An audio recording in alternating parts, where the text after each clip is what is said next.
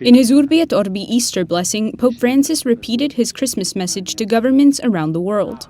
Esorto pertanto l'intera comunità internazionale a un impegno condiviso per superare i ritardi nella loro distribuzione e favorirne la condivisione, specialmente con i paesi più poveri. The international community faces many obstacles in achieving this goal. Among them is getting developed nations to give vaccines to countries that cannot afford them. The World Health Organization and humanitarian groups have responded to this challenge by creating COVAX, a program designed to vaccinate healthcare workers and high-risk individuals in both developed and developing nations.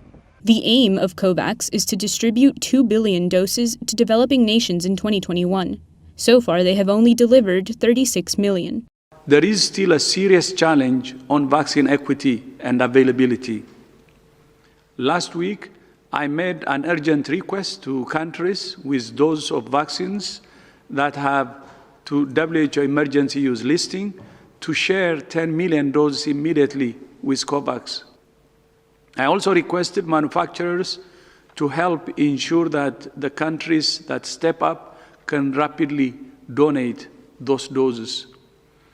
This challenge has been heard, but we're yet to receive commitments for these doses.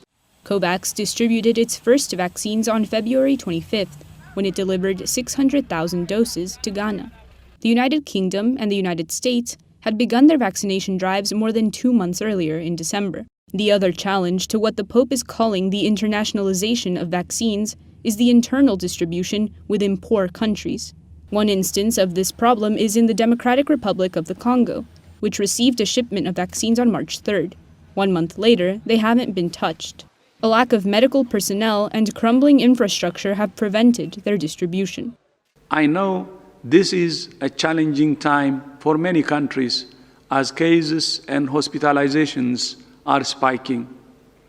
But conversely, it's when cases are spiking that it's the most important time to share vaccines equitably and protect health workers and at-risk communities. The COVID-19 crisis affects everyone. Either it is resolved everywhere or it is resolved nowhere. It's an enormous challenge as well as an opportunity to improve the healthcare systems and infrastructure of developing nations around the world.